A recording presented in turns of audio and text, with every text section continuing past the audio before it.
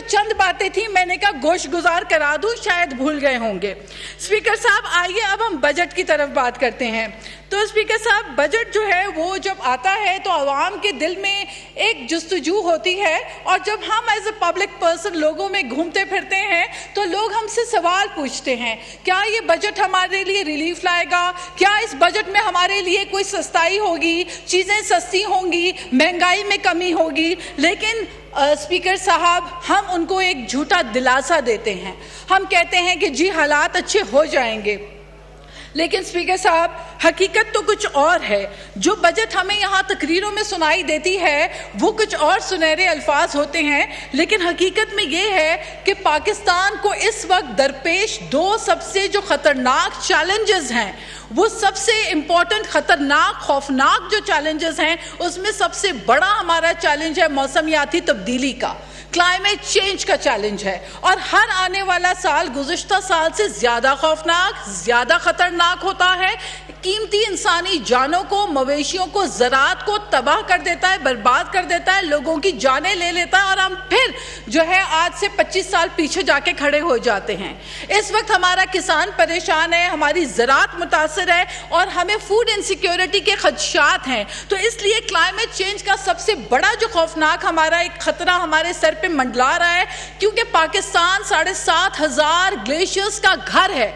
अगर दुनिया में कोई तीसरा पोल होता तो that would have been Pakistan. लेकिन ऐसे में अवाम से जो क्लाइमेट लेवी चार्ज की जाती है स्पीकर साहब, हर पेट्रोल 1 लीटर पेट्रोल के ऊपर जो 2.5 रुपए क्लाइमेट लेवी जो दुनिया में नहीं ली जाती, लेकिन आप आवाम से अगर ले रहे हैं, उस मोटरसाइकिल वाले से जो 1 लीटर पेट्रोल पता नहीं किस तरह से फिल करता है, लेकिन वो भी क्लाइमेट लेवी पे कर रहा है। माय क्वेश्चन इज कि जब अगर हमें ये बताया जाता है कि गुज़िश्ता साल 37 बिलियन जो है वो अचीव किए गए हैं क्लाइमेट लेवी की मद में, तो ये पैसा कहाँ गया?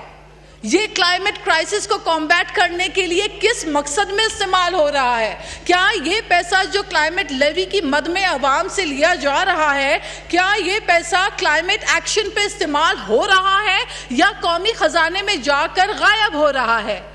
और अब कहा जा रहा है कि 51 बिलियन जो है वो टारगेट है क्लाइमेट लेवी का। सो माय क्वेश्चन इज कि हमें ये बताया जाए कि जो क्लाइमेट एक्शन के नाम पे आप आवाम से पैसा ले रहे हैं, ये पैसा किस मद में खर्च हो रहा है। इसके बाद हमारे पास आता है आईटी सेक्टर। तो स्पीकर साहब, इस वक्त सबसे दूसरा जो अहम खतरा है वो एआई का है। एआई टेक्नोलॉजी को दुनिया बहुत तेजी से इस्तेमाल कर रही है एक प्रोडक्टिव अंदाज में, लेकिन हमारे पास अफसोस के साथ हमने चूंकि अपने आईटी सेक्टर में इन्वेस्ट नहीं किया, लिहाजा हमारे पास हमने सिर्फ टिकटॉकर्स बना दिए हैं और हम उसी में खुश हो रहे हैं कि हमारा नौजवान टिकटॉकर बन गया है। हमें एआई से मुतारफ करके अपने नौजवान को वो तालीम से आरास्ता करना है कि वो दुनिया का मुकाबला कर सके। मगर सरप्राइजिंगली आईटी सेक्टर में 5.2 बिलियन एलोकेट किए गए हैं to train 1,20,000 youth in IT related field. तो इसमें मैं जानना चाहती हूँ कि इसमें ब्रेक डाउन क्या है, सूबों को कितना, सिंध के, पंजाब के, बलूचिस्तान के, केवी के सूबों को अगर आप डिवीजन करें तो ये तो हज़ारों से भी, मेरा ख्याल है हज़ारों तक सिर्फ बात जा रही है। हमारे लाखों नौजवान बेरोज़गार हैं, हमारे ग्रोथ इससे इफेक्ट हो रही है। आगे ही हमने कहा है ग्रोथ हमारी जो है वो इतनी ज़्यादा नहीं होने वाली, एक्सपेक्ट टारगेट जो हमारा है वो कम है। तो अगर हम नौजवानों को आईटी जो दुनिया का मुकाबला कर रहा है, दुनिया रोबोटिक्स की तरफ जा रही है, और आने वाले 5 सालों के बाद दुनिया का हर काम, तकरीबन 70% काम घरों से, वर्क एट होम, ऑनलाइन होगा, और सब एआई टेक्नोलॉजी के जरिए होगा। ह्यूमन रिसोर्स जो है वो उसकी ज़रूरत ही नहीं पैदा होगी। ऐसे में क्या हम अपने लोगों को ट्रेन कर रहे हैं दुनिया से मुकाबला करने के लिए? स्पीकर साहब, दूसरी बात मैं ये कहना चाहती हूँ कि पाकिस्तान में जो पावर्टी है, गुर्बत की जो सरकारी हद का जो मुतय्यन किया गया है वो 8,483 रुपीज़ है। तो स्पीकर साहब, यानी कि पाकिस्तान में 8,500 रुपये से कम कमाने वाला शख्स गरीब है, और उससे ऊपर जो कमाएगा 8,700, तो वो गरीब नहीं होगा। अब मुझे ये बताइए कि एक घर में अगर सिर्फ 39 यूनिट बिजली इस्तेमाल होती है, और मेरे पास ये बिल्स मौजूद हैं, 39 यूनिट अगर बिजली 40 यूनिट भी इस्तेमाल नहीं होती तो उधर भी 6,000 रुपए बिजली का बिल आ रहा है, क्योंकि पहले तो बिजली इस्तेमाल करने पे बिल आता था, अब तो मीटर लगने पर बिल आ रहा है। और 5-5 हज़ार आपके जो फिक्स चार्जेस हैं, जो मुख्तलिफ मद में आप आवाम से वसूल कर रहे हैं, ये फिक्स चार्जेस जो है ये आवाम दे नहीं सकती।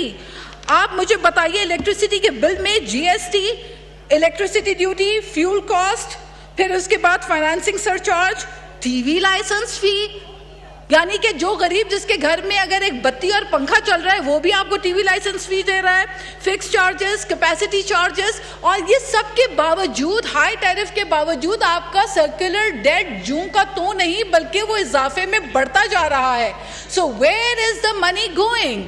The question arises. फिर अगर अवाम बिजली की लोड शेडिंग से जो परेशान है, अगर वो सोलर की तरफ जाते हैं तो आए दिन आप एक नया खबर छोड़ देते हैं कि सोलर में 18% टैक्स, न जाने कितने परसेंट टैक्स, तो लोग खौफजदा हो चुके हैं। मार्केट के अंदर एक नेगेटिव सेंटिमेंट जा चुका है कि अगर लोग सोलर भी लगाएंगे तो कल को आप टैक्स लगा देते हैं तो अवाम फिर परेशान। तो खुदारा इतना बर्डन जो है वो अवाम पे ना डालें। और बिलखुसूस मैं कराची की अगर बात करूं तो इस वक्त लोग लोड शेडिंग से परेशान हैं। हम हलकों में जा नहीं सकते। हम अपने हलकों में जाते हैं तो लोग हमसे पूछते हैं कि ना गैस है, हम 2 रोटी नहीं बना सकते।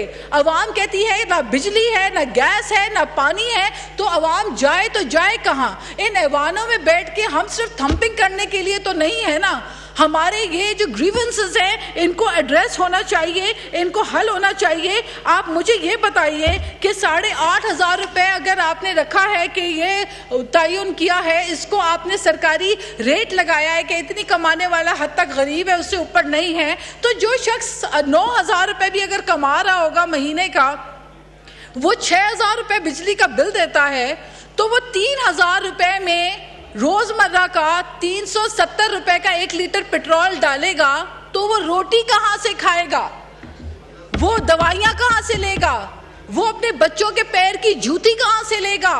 क्या उसका हक सिर्फ ये है कि वो सांस के ऊपर, हवा के ऊपर वो गुजारा करे?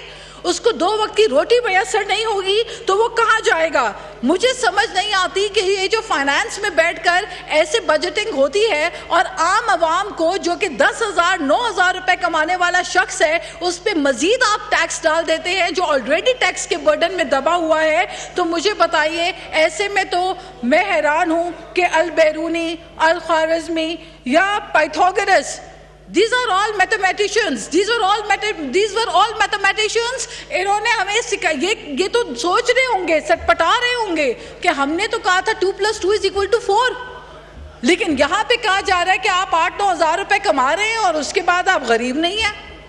तो ये तो एक तो गुर्बत की डेफिनेशन को इम्प्रूव किया जाए ताकि आवाम को पता तो चले कि कौन सा लग्जरी जो है वो 8,000 रुपए में जो है वो इस्तेमाल कर सकते हैं और वो हासिल कर सकते हैं। अच्छा स्पीकर साहब, अब बात यह है कि हमारे पास एक और मसला जो सबसे बड़ा है वो स्टंटेड ग्रोथ का है। 40% of children in Pakistan are malnourished. तो स्टंटेड ग्रोथ हमारा बहुत बड़ा इशू है, फूड से इनसिक्योरिटी हमारा बहुत बड़ा इशू है। इन चीज़ों को एड्रेस करने के लिए I think we need to focus more on this. 1/3, more than 1/3 of the children of school going age are out of school. So these are alarming facts and we need to address these. We need to work out on these. 85% of the youth in Pakistan who are doing jobs are doing informal jobs, no social protection, and they do not have any job security. Over a stroke of pen they are fired, they have no job security. तो इन चीज़ों को मद्देनजर रखते हुए IT ministry बैठी है। I would humbly request and suggest her कि please आप IT सेक्टर के ऊपर ज़्यादा से ज़्यादा फोकस करें। आने वाला दौर IT का है। इसके अलावा आप मुझे बताइए स्पीकर साहब के जो पावर सेक्टर है उसका circular debt it is 1.8 to 1.9 trillion despite, as I repeated, the tariff has been increased regularly. फिर आपका टोटल एनर्जी का जो डेट है वो 5.2 ट्रिलियन है। तो इस सब चीज़ों का बोझ जो है वो बराह रास्त दोबारा वो टीका अवाम के ऊपर लग रहा है और अवाम की अब बस हो चुकी है। अब अवाम मजीद बर्दाश्त नहीं कर सकता।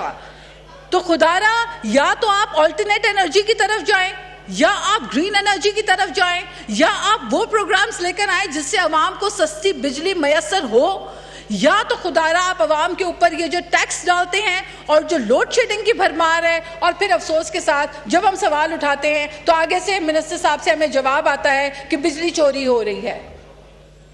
اب آپ مجھے بتائیے کہ آپ لوگوں کو, ہم انڈورس نہیں کرتے بجلی چوری کو, ہم کہتے ہیں لائن لاسز ریکور ہونے چاہیے, ہم کہتے ہیں کہ بجلی کا بل دینا چاہیے, لیکن عوام کو آپ کم سے کم اس کے بارے میں تو بجلی کا بل ہو. وہ کہتے ہیں نا کہ آمدنی 58 خرچہ روپیہ, یہ تو سنا تھا, لیکن اب تو آمدنی 54 خرچہ 1000 روپیہ. تو کہاں سے عوام پورا کرے گی اس برڈن کو اسپیکر صاحب؟ تو these are very strange and alarming fact and that one needs to really work on. اور پھر اس کے بعد اسپیکر صاحب انفلیشن جو ہے اس میں according to the government 8% to 12% جو ہے وہ انفلیشن میں اضافہ ہو رہا ہے, جبکہ سیلری کے اندر اضافہ آپ نے 7% کیا ہے. I'll just wind it up. Speaker صاحب دو چیزیں میں رکھنا چاہتی ہوں گزارشات. ایک تو یہ ہے کہ دوبارہ at the cost of repeating, خدا را لوڈ شیڈنگ میں کمی کی جائے, لوگوں کو اس عذاب سے, اس مشکل سے باہر نکالا جائے. گیس کی جو بندش ہے, یہ صوبہ سندھ جو ہے یہ گیس پروڈیوس کرتا ہے, بلوچستان گیس پروڈیوس کرتا ہے, لیکن لوگ لکڑیوں میں کھانا بنانے پہ مجبور ہو گئے ہیں, لوگ سلنڈرز پرچیز کرنے پہ مجبور ہو گئے ہیں. یہ خواتین کے ساتھ نہیں ہونا چاہیے, یہ ہاؤس ہولڈس کے ساتھ نہیں ہونا چاہیے. اسپیکر صاحب دوسری ایک بات جو ہے میں آپ کے گوش گزار کرنا چاہتی ہوں کہ نیشنل اسمبلی کا جو سٹاف ہے اس کو برائے مہربانی آنوریریم جو ہے وہ دیا جائے, اور جو لفٹ آپریٹرز ہیں ان کو کانٹریکٹ پہ رکھا ہے, اور 38,000 روپیز پر منتھ کے اوپر جو یہاں کے لفٹ آپریٹرز ہیں وہ بیچارے کانٹریکٹ پہ کام کر رہے ہیں, جن کو 3 ماہ کی تنخواہ نہیں ملی. آخر میں last but not the least, ایک میں کچھ الفاظ جو ہے وہ پڑھنا چاہ رہی ہوں اگر آپ اجازت دیں. یہ فاطمہ سریہ بجیا کے الفاظ ہیں اور یہ میں جو ہے ایوان کے گوش گزار کرنا چاہتی ہوں. فاطمہ سریہ بجیا کہتی ہیں, سنا ہے جنگلوں کا بھی کوئی دستور ہوتا ہے, سنا ہے جنگلوں کا بھی کوئی دستور ہوتا ہے, شیر کا پیٹ بھر جائے تو وہ حملہ نہیں کرتا, درختوں کی گھنی چھاؤں میں لیٹ جاتا ہے.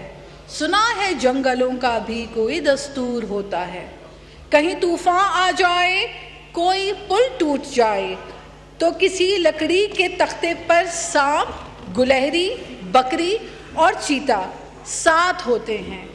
سنا ہے جنگلوں کا بھی کوئی دستور ہوتا ہے. شکریہ.